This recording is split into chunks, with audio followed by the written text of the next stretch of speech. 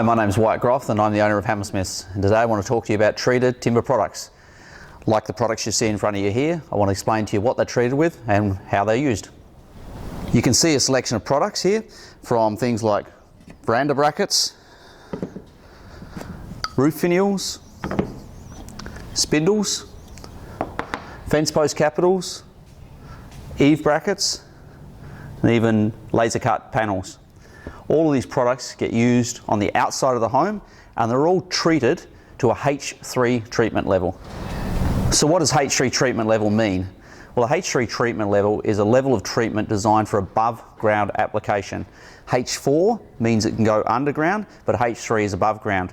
The reason these are all H3 is they're all designed for above ground application. In none of these products would you bury them into the ground, so they don't need that extra level of protection that H4 gives.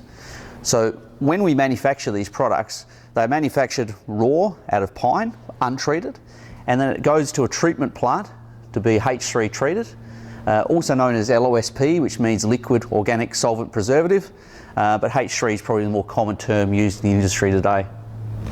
So as I said, the H3 level of treatment is for above ground and is what these products are.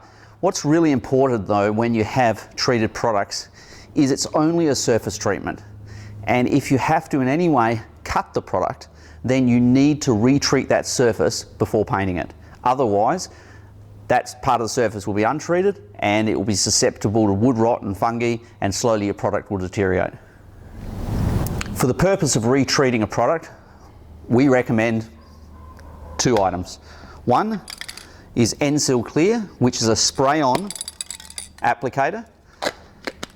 The other product is wood preservative. So where would these two products be used and what's the difference for them? The spray-on N-Seal Clear is probably the most convenient to use. Being a spray-on applicator, it's easy after you've cut the product to quickly give it a quick spray on the surface to allow a bit of extra treatment, whereas the wood preservative takes a little bit more time simply because it can be put on with a paintbrush or roller.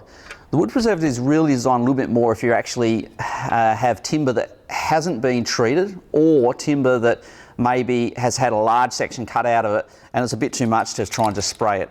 This product's a bit easier to use in that particular application. The main products that we have issues with, or you potentially will have issues with over time, are the veranda posts that we manufacture. This is one of the products right here. So this is a veranda post that we produce, and obviously designed to go on a veranda to support the roof.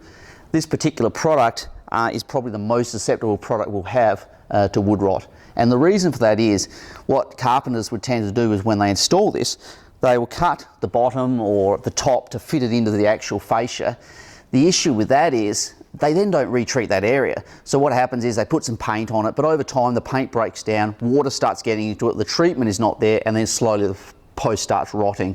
And then before you know it, you've got a post that's rotting right up through it, has no structural integrity, and you have to buy a new post. Clearly these things are expensive, so you want to make sure you protect the timber. So it's really important that if you're doing the job, or even if your carpenters are doing the job, to make sure when they cut it, they respray that area or retreat the area with the paint tin. That is vital. Otherwise, you're going to have problems later on down the track. In terms of the application, once you've put it on, we recommend waiting at least 24 hours before you paint the actual timber itself. Otherwise, you may have some problems with the paint adhering to it. Just a little bit more on painting itself. This is probably one of the most common questions we get from customers who speak to us, who come into our office or ring us up on the phone is, what should I paint my product with? The answer to that question is actually something my dad taught me years ago, which is the more time you spend now, the less time you have to worry about it later on. And this is particularly important with things like roof finials, which you're going to put up on the gable of your house. It's a hell of a lot easier to paint that product now than getting it up on the house and then having problems and having to get up and repaint it again. So take the time to put an undercoat on first. It's not 100% necessary, and a lot of the paint companies won't necessarily recommend it, but we do. Put an undercoat on the product first. A water-based one is fine, it doesn't need to be oil-based, but an undercoat and then 2 or 3 coats of the final paint colour that you're wanting to use. If you do that, particularly with veranda posts, you shouldn't have any problems as time goes on. But just remember though, paint doesn't last forever. And one of the biggest problems people have is they think, oh, I've painted it, there's no dramas anymore. But slowly over time, what will happen is the sun and the rain, hot, cold, will slowly start causing the timber to crack. Once the timber starts cracking, unless you repaint it and seal it back up again, slowly water will get into that crack, and then that's where wood rot will set in. So even if you take the time and effort early on to do all the painting, you still do need to put new coats of paint. Depending on how susceptible it is to rain and sun, will depend on how often you need to do that. But I would recommend every few years, just a touch-up coat of paint should be enough. And you do that and maintain it well, these products should last a lifetime. Well, hopefully you've enjoyed this video on treated products and learning a little bit more about it. If you want to buy anything you see here, we've got it all available on our website, hammersmith.com.au. And you can also subscribe to our YouTube channel, which is Hammersmith DIY Products, and you can also find us on Facebook. Anyway, that's about all for now. Wyatt Groff signing off.